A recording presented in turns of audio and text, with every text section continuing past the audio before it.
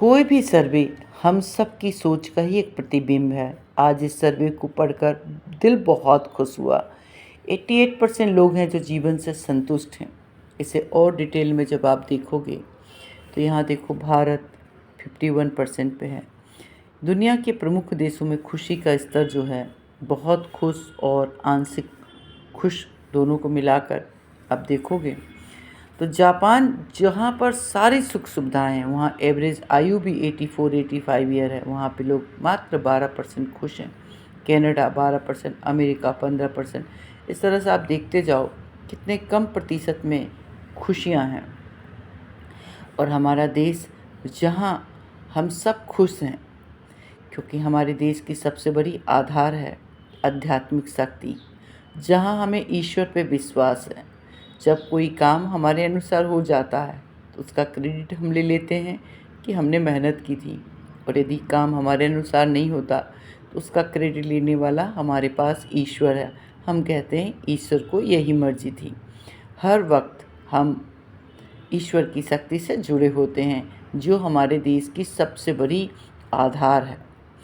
और देखिए, हमारे देश की सबसे बड़ी आधार जो पारिवारिक संगठन है, पारिवारिक संरचना है, वो सबसे बड़ी आधार है।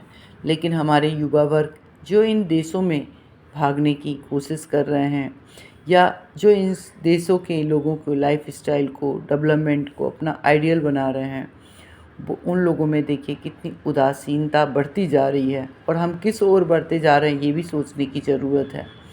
क्योंकि आज युवा वर्ग जो हैं वो परिवार में रहना नहीं चाहते, मैरिज सिस्टम में बिलीव नहीं करते, वो सोसाइटी में नहीं रहते, और इस तरह से वो अपने आप को उस ओर धकेलते जा रहे हैं जहाँ खुशी नहीं है।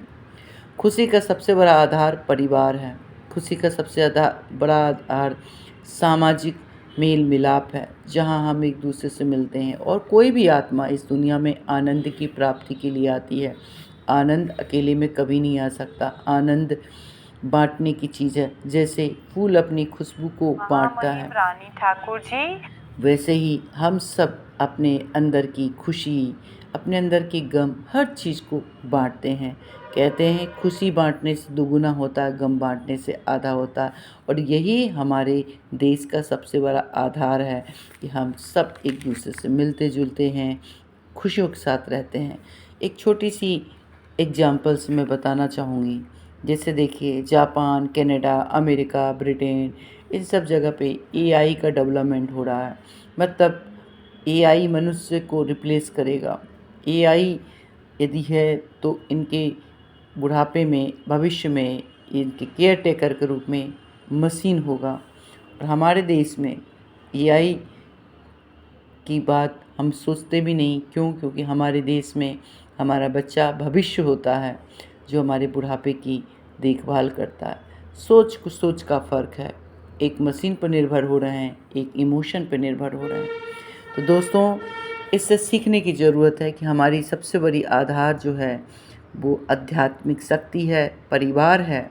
उसे कभी न छोड़ें। अपने जीवन में खुशियों को हमेशा बरकरार रखें। और मुझे बहुत अच्छा लगा कि हमारा देश आज भी सबसे ज़्यादा खुश है। मैं बहुत खुश हूँ। क्या आप खुश हैं? शेयर करें। नमस्कार।